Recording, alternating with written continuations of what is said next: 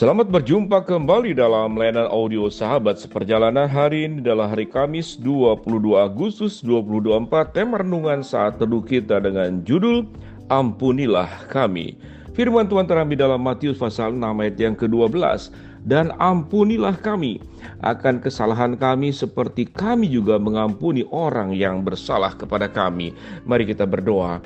Bapa yang di dalam sorga, kami ingin belajar bahwa tidak ada manusia yang sempurna. Setiap manusia punya kesalahan, punya kelemahan, dan punya kejahatannya masing-masing. Biar kami boleh belajar mengampuni. Dalam nama Tuhan Yesus kami berdoa. Amin. Shalom sahabat seperjalanannya dikasihi Tuhan. Kalau ditanya dalam setiap kehidupan sahabat seperjalanan masing-masing, sudah berapa kali kita mengucapkan kata mengampuni? Mengampuni adalah bagian artinya membebaskan segala sesuatu dari kesalahan yang tidak bisa dibayarkan. Kalimat ini perlu digarisbawahi, yaitu membebaskan segala sesuatu yang tidak bisa dibayarkan. Itulah yang disebut dengan mengampuni. Mengampuni ada banyak unsur, baik itu hutang piutang, tatkala seseorang itu punya hutang yang sedemikian besar, dan di dalam banyak perumpamaan pengajaran Tuhan Yesus, bagaimana Tuhan Yesus mengajarkan untuk mengampuni, khususnya berkenaan dengan si pemungut cukai yang bernama Matius.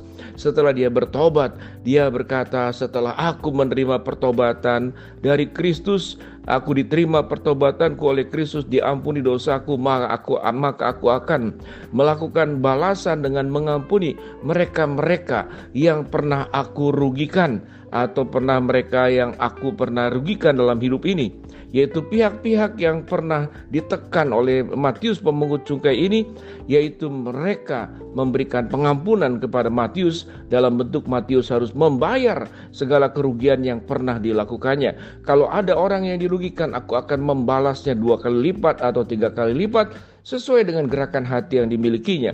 Prinsipnya bahwa Matius pemungut cukai menyadari bahwa hidup ini tidak boleh merugikan orang lain, hidup ini tidak boleh menekan orang lain. Berapa banyak orang yang kemudian oleh Matius pemungut cukai, karena dia menjadi perpanjangan tangan daripada kekaisaran Roma untuk menekan, mengambil keuntungan pajak-pajak dari masyarakat.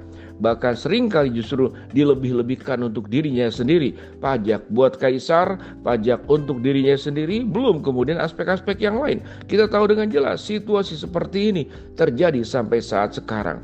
Setiap kita punya sebuah persoalan bagaimana menekan dan menyakiti orang lain. Jadi kita tidak hanya ada pihak lain yang kemudian menyakiti dan merugikan kita, tapi dalam kehidupan kita pun kita secara tidak sadar menyakiti, merugikan orang lain. Tatkala kemudian kita berbicara tentang mengampuni adalah membebaskan segala sesuatu yang tidak bisa kita bayarkan. Kita tahu dengan jelas tatkala Kristus mengampuni kita, Kristus sedang melakukan sebuah tindakan membebaskan segala sesuatu yang kita tidak bisa bayar. Kita tidak bisa menebus dosa perbuatan jahat kita, tapi dengan darah Kristus kita dibebaskan dari segala sesuatu yang kita tidak bisa bayar. Itulah yang dilakukan oleh Kristus, dan Tuhan menyempurnakan kita, membebaskan kita dari dosa sebersih-bersihnya, sehingga tidak ada percikan dosa sekecil apapun hadir dalam kehidupan kita. Sewaktu Yesus melahirkan baru, menjadikan kita sebagai orang-orang yang dikuduskan, sekalipun kita masih hidup di dalam keberdosaan dan hidup di dalam dunia yang penuh dosa ini. Sahabat seperjalanan, kita kembali dengan kalimat doa Bapa kami yang diajarkan oleh Tuhan Yesus. Tuhan, ampunilah kami sama seperti kami juga mengampuni orang yang bersalah kepada kami. Mengapa dua hal ini kemudian disandingkan secara berurutan? Ampuni kami sama seperti kami juga mengampuni orang yang bersalah kepada kami. Ternyata urusan mengampuni adalah tidak hanya Tuhan kepada manusia, tetapi kalau Tuhan sudah memberikan contoh pengampunan kepada manusia, maka perintah Tuhan, engkau dipanggil untuk saling mengampuni. Engkau dipanggil untuk saling mengampuni. Dan sesungguhnya juga engkau dipanggil untuk saling mengaku tentang dosa-dosamu. Berapa banyak dosa yang kita lakukan kepada pihak lain yang membuat orang lain terluka. Memang dosa itu diperbuat, itu khususnya pertanggungjawaban kepada Tuhan, tapi dampaknya itu kan kepada manusia, kepada sesama kita. Mereka yang dirugikan, mereka yang tercelakakan, mereka yang kemudian tersakiti secara tidak sadar kadang-kadang karena perbuatan jahat kita, menutup masa depan orang lain. merusak rumah tangga orang lain, menghancurkan usaha dan pekerjaan orang lain. Itulah dosa. Kita melihat kejahatan-kejahatan yang bertebaran di media sosial, baik kejahatan di jalan raya, pembegalan, kejahatan dalam perdagangan, utang piutang dan penipuan, kejahatan di dalam dunia politik, saling memanfaatkan dan saling menunggangi, kejahatan juga di dalam kesehatan. Kita menjual obat yang tahu dengan jelas efek samping obat ini berbahaya, lalu kita menyampaikan bahwa obat ini berguna, tidak punya efek samping. Bukankah itu penipuan? Lalu kemudian disadari efeknya belakang hari, membuat orang itu bukan tambah sembuh, tetapi penyakitnya semakin bertambah parah.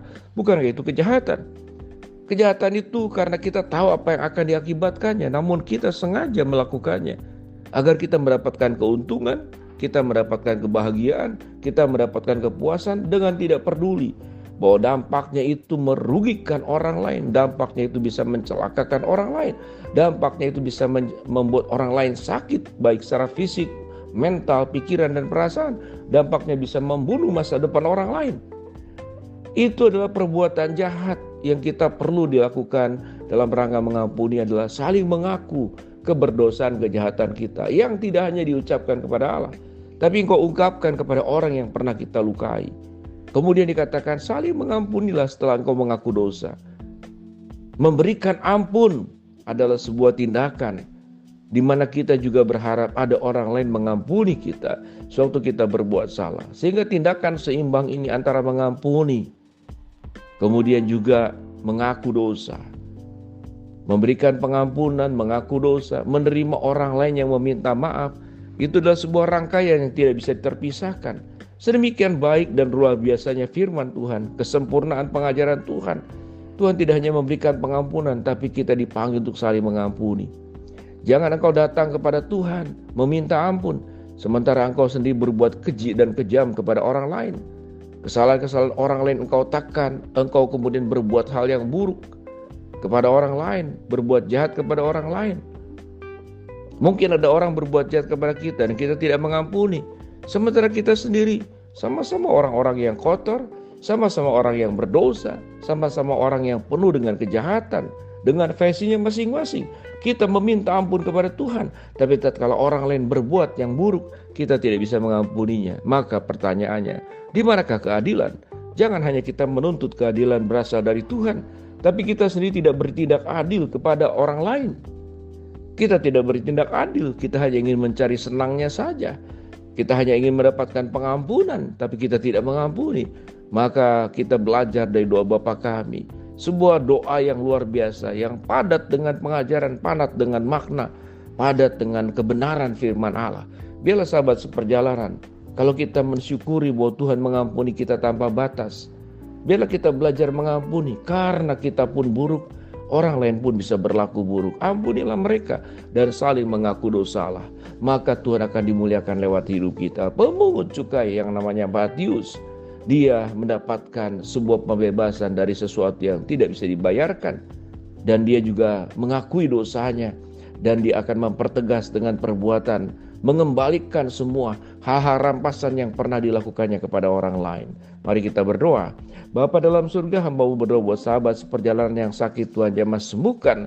Yang sedang menghadapi masalah, Tuhan bukakan jalan. Yang sedang berdoa, mengharapkan sesuatu, Tuhan kabulkan dengan cara dan waktunya Tuhan. Dalam nama Tuhan Yesus kami berdoa, amin. Shalom, Tuhan memberkati kita semua.